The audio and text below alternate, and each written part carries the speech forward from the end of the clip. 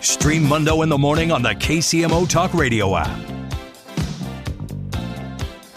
8:50, good morning. Glad you're here with us on KCMO Talk Radio 95.7 FM. It is that time of the week on a Wednesday. Let's do it.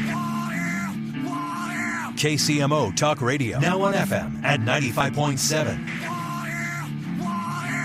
It's time for What If Wednesday. What if, instead of having you on this radio station, there was somebody else? All right, here we go on a What If Wednesday there. John Anthony, what is on your rundown, my man? All right, what if Missouri joins the redistricting trend? Well, I think they'll be getting out over their skis and making a mistake. I think it's easy right now to say, hey, we're going to take our 8 congressional districts and go from 6 Republican, 2 Democrat to 7 Republican, 1 Democrat. It's never that simple. Are you going to have a more competitive Mark Alford district, a more competitive Sam Graves district? With population growth in the suburbs in the Northland and rural areas shrinking, what could that do to Sam Graves' district that is basically all of northern Missouri? Not exactly growing places in the Show Me State. Same thing with a lot of Mark Alford's district. Then this other district is going to be what? A 50-50 district? A Republican lean district?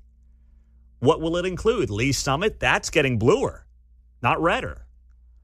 So you got to be careful what you wish for here on this stuff. I can't speak to Texas. I don't know the layout down there. Visited a few times. Nice enough state. Cowboys suck, but, whatever. It is what it is down there in Texas. I just know in Missouri, you've got a good setup. Republicans already are overrepresented. It's not, to me, as much about fairness. That has long since passed in the game and the war that is politics. But it's more about trying to figure out a map that essentially carves up Kansas City and Jackson County and Clay County in a way that gets you a 3rd, or I guess I should say 7th, Republican seat in the state. And as we know, the political climate can change very quickly. You had a Democrat running the state of Missouri a decade ago. You had Claire McCaskill in the U.S. Senate few years ago. Now she's going nuts on MSNBC. She's like their Rosie O'Donnell. So this stuff changes very fast. And while it might seem to work out right now, I'm not convinced it's the best play for the long term. You can get too greedy in anything in life, especially in politics. And this would be the case of that, I think, in the state of Missouri. John, what's next? What if Home Depot's Halloween decorations are scarier than ever? Well, and it's scary they're already out. Yeah, it is scary. They're already rolling out. Christmas stuff out at Hobby Lobby. But I digress. Your bit.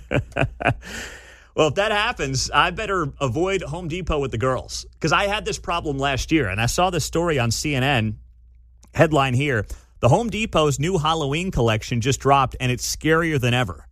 And I'm like, last year, my middle one, she had a nightmare about the decorations at Home Depot for Halloween. Oh, is this the place you get the skeletons that are like 6 foot tall and all that crazy stuff? And they put them right in the front of the store. It's like, your Home Depot, give me a couple pieces of plywood in the front of the store. Put that stuff in the back, right? What are you doing? I guess they know what they're doing. It's Home Depot. But you're not helping me out when I bring the kids out, get them out of the house, try to go to Home Depot to pick up a nail. And then they're like having nightmares that night and can't fall asleep because they saw a 6 foot tall skeleton, sitting out there in the middle of Home Depot. Shoppers, our garden department is featuring a special on zombies. And the fact that we're even reading articles on CNN about Home Depot's Halloween collection dropping on August the 6th, that's scary enough in my book. I want no part of that. Man, that's not good, John. What's next? All right. What if Mark bet on the next dildo color to end up on the floor of a WNBA game? Well, apparently he's going to do it. Got a plan. And he can cash in. So, Mark, what is your plan here now that we are on what'll be the 4th toy that could end up on the floor of a WNBA game after one ended up on the floor last night in Los Angeles? Well, tonight's game is in San Francisco, so can't do that. Mm-hmm. Can't make it out there, so no dildos on the court tonight. But tomorrow night in Chicago, you got the Atlanta Dream in the Chicago Sky. That would be a prime spot. It's the 7 o'clock game. It's the first game of the night. Get it out there in the first quarter.